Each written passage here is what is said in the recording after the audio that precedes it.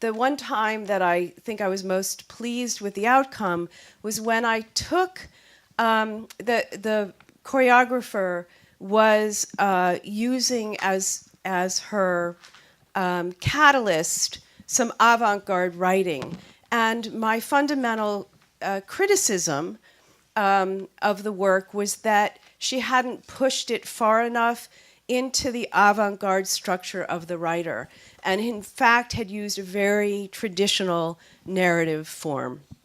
And my way of responding to that was to take the avant-garde writer's structure and build it into my review as a mirror. And it was I attempted it to be very respectful, but it was to say, this is what I think you intended, and this is what I found lacking in the work. So what it did was disrupt the traditional, I guess, diffident, remote response, and engaged the question and the problem directly. And I think it was actually quite fun for me and quite challenging. And I see that kind of response as generative. I'll say I think that another response is that there's some of the places where I've been writing, but especially Itch, which is a new journal out of LA, and I think Movement Research Journal sometimes, because they're peer-driven and because they're artist-written, becomes many ways to respond. And I think that's going on in Europe too. Recently, someone was asked to write about my work for a French journal, and not only is the work partly a dialogue with me, the artist, but her piece was definitely very much in an experimental form of writing, trying to take certain themes that happened in the performance and then basically use those as prompts for her own performative writing, and a lot of different kinds of, poetic, creative, disruptive ways of being able to respond. And in a way, it actually gives you a clearer, sort of anti-picture of the work than if she had actually just tried to describe it as if you weren't there. So, I think there are places, and I think that the small journals and the non-commercial press are still really important. And they're one of the locations that I think, in terms of among artists, is still really key. And even though I think In Dance does some pretty impressive stuff here, and it's really grown in the last couple of years, it still doesn't feel like Movement Research or Itch or the journal that comes out of Les Laboratoires in Paris or others, where you feel like there's this kind of poetic performance going on in the writing, that one person can respond and their response is only photographic, for example. They only send in images, and another person is sending in a performance text on the same theme. So that's just some things that I think are going on, and I think that we're at the very beginning of sort of a kind of hybrid writing being more and more accepted in academia, so I think that that's a place also. Chrissy. Well, there's something about the discussion that that assumes a certain kind of hegemony over dance that is, I don't know, I don't want to say troublesome or disturbing because it doesn't really matter to me at this point, but I run a dance studio and I get 4 or 5 publications on dance in my mail every month that were not in existence 10 years ago. And in fact, dance has exploded in the United States because of television. So You Think You Can Dance, America's Best Dance Crew, Dancing with the Stars. The ordinary Joe is watching dance in a way that the ordinary Joe has never watched dance in the United States. And there's some way that we talk about it as though we will bring access to the ordinary Joe, and the ordinary Joe doesn't really care what any of us think about dance or dance criticism or any of those kinds of things. And it has that kind of feeling around race and class that continues to be perpetuated by all of us, because by and large, the people that watch these shows are young people, people of color, and then those are the ones that are doing these dance forms. And they've jumped way beyond what we are here trying to grasp onto and trying to preserve through, quote, dance criticism or our relevancy. And I think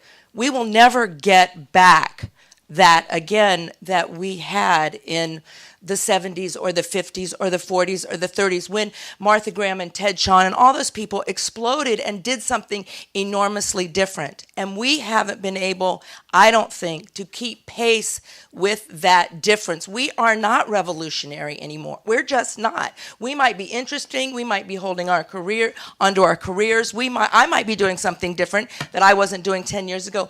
But in essence, this pool is not where the majority of the people are looking and thinking and talking about dance. So I just felt like I needed to say that, because it feels like we are still in a vacuum. And I will imagine that print media will die, and it will be the mob consciousness, because that is what's out there. It's Twitter. It's all of those things. I can go and read 15,100 things about Dance Mission on. None of you have done an article about Dance Mission. I am the best person that ever existed on Twitter. I'm not kidding. Like, that's where it's happening for people like me. You know what I mean? For people, it's not. It isn't. It was, but it's not. Bummer. Responses? Well, I mean, it's interesting that you brought out Martha Graham and who else was it? Sean. They exist, yes, but they did their work without any critics being around. I mean, there was John Martin, there were a few people, H.T. Parker, but basically there was no criticism. They did their work. If Isadora Duncan had listened or even read some of the criticism, she might have thrown in the towel. She didn't. She just kept on doing the work. It is ultimately, I think it would be wonderful if we had more written responses to the work, not because of that would have determined the quality of the art, but we would have a better idea exactly of what stuff looked like. And I think for me that would be very important. I mean, I think it's good to talk about what's going on the internet in that way, that's separate from dance writing, but what performance is happening. The top selling or the top viewed YouTube videos almost across the board are all something about the body. They're all dance, or they're a freaky body doing something in space and time. So dance is actually the most watched art in the world right now. We never had this before now. Simultaneously, there's nothing happening on there that is not connected to lineages of dance and movement and performance and ritual. So some of what's happening in those forums is innovative. Mostly, it's incredibly derivative and incredibly far behind. So I think that the work that many of us do still has a really big relationship to pop culture. It's just that we don't have a hand on pop culture, but in a way, no one ever did. But there's a way where you can watch dances, you can watch how people are working together, you can watch their relationship to each other, you can watch vocabulary grow, and every now and then there's an innovative form that's coming from the street and from the clubs, but after that it's like there's no innovation. There's people all being incredibly obedient to frontal performance, to the rule of the camera, to the rule of the proscenium, and that's what's happening.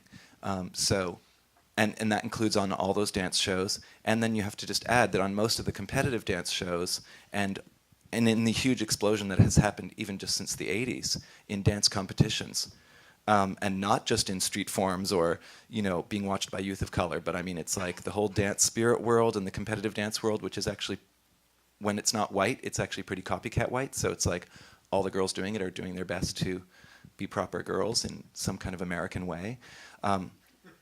But which becomes a larger white, it becomes a post-colonial white over the whole system. In that dancing, it's like, I'm losing my track, but I think that how people, like when we talk about what is the role of dance writing, or then what is the role of the community of people who would come to Counterpulse or who would make contemporary dance performance in the Bay Area at this moment in time, I think we still actually have a pretty important relationship into and out of pop culture, both how we respond to it, and I think some of the people here respond to pop culture more than others in their work, but I think that there's always been a dialogue with it, and as what is pop culture becomes bigger